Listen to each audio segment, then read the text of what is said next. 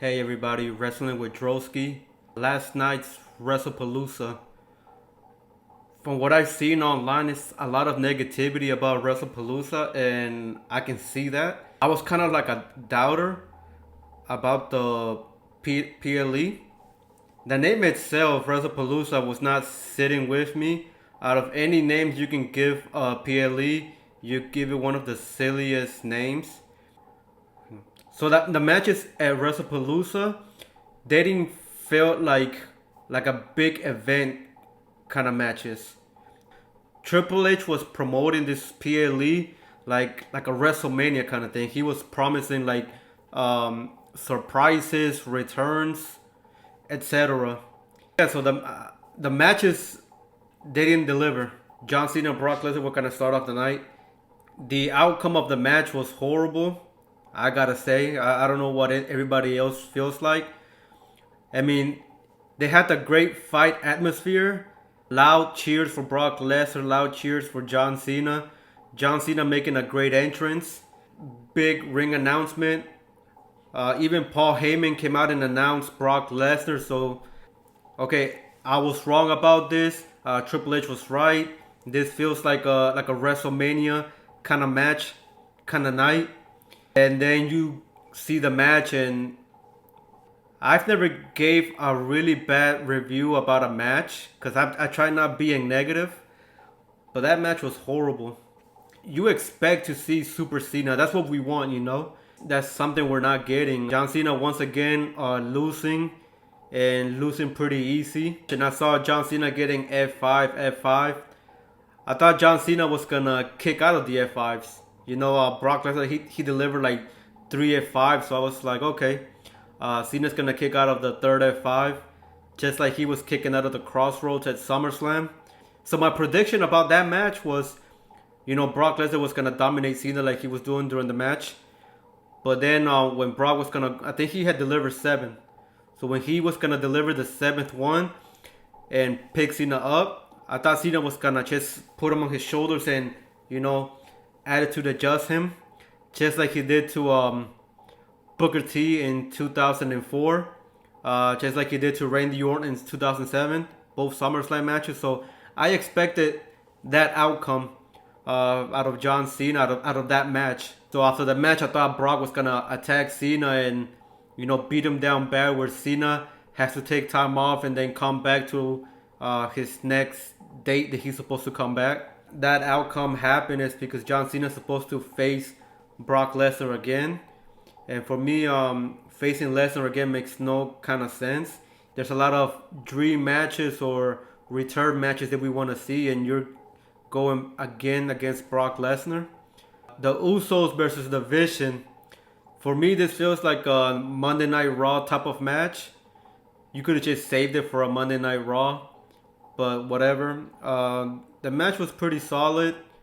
I know the biggest thing about the match was Jey Uso opening himself up with his own attack to the steel chair.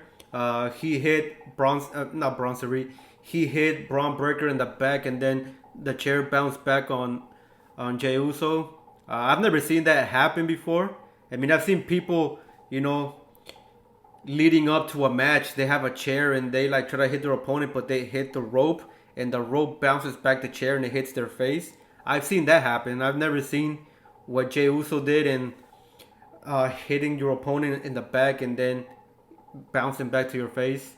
And my prediction was that the Vision was gonna win. Usos, they don't need this. They don't need this win. They're both single wrestlers, so now they're gonna go back to their own thing.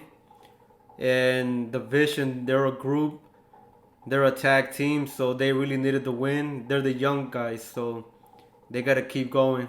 Stephanie Vaquer versus Io Sky, and I get it. We're not gonna know the outcomes of matches. We're not gonna know the surprises. But if you're the booker of WrestlePalooza of WWE, and you know the outcomes, you know what kind of matches the wrestlers are gonna give, they should have let this match be the final match. I gotta say, Io Sky and Stephanie Vaquer, and then the mixed tag team match are the ones that stole the show. I feel like people just say that just to say it. I feel like those two matches were the pretty best matches of the night. I really gotta give it to Stephanie Bakar and Io Sky because it was for the Bacon World Title. Both women deliver. It was a great match. Um, Stephanie Bakar was the right choice to win this match. She's fresh. She's new to the main roster, so she has a lot of people she can fight. And I think, outside of Asuka, because I know she's gonna face Asuka, but I know she's gonna face the SmackDown Women's Champion at Crown Jewel. So it's gonna be a pretty great match. I feel like early prediction: Stephanie Bakar should win that match. Should win the Women's Crown Jewel Championship. A mixed tag team match that could have also been the main event. CM Punk, AJ Lee, Becky Lynch, Seth Rollins, and Becky Lynch. I know people are poking fun of them, but I thought it was a great entrance. It was pretty great. I know people are saying they kind of look like SpongeBob from whatever episode that was. The match was pretty great. The big spot of the match was when they were on the announce table and Becky Lynch throws AJ Lee into CM Punk and Rollins and the announce table collapses. And I predicted that AJ Lee was gonna score the pinfall or submission on Becky Lynch. Seth Rollins and Becky Lynch, if they would have won that match, it would have led to nothing. But since CM Punk and AJ Lee won the match, especially Becky Lynch submitting to AJ Lee, that gives AJ Lee a future shot at the women's IC title. And it sets up even a more rivalry between CM Punk and Seth Rollins. Final match, Drew McIntyre and Cody Rhodes. On paper, that match, main event level. When the match happened, obviously it was main event level as well. After all the matches that you saw at WrestlePalooza already, you question yourself, because at first everybody thought Brock Lesnar and John Cena was going to be the main event. When they said it wasn't going to be the main event, then now you're looking at CM Punk and the mixed tag team match. You're seeing the mixed tag team match as the main event. It's announced that Cody and Drew are going to be the main event for the WWE Championship. So you expected something big, especially when Triple H was saying that, expect big things out of WrestlePalooza.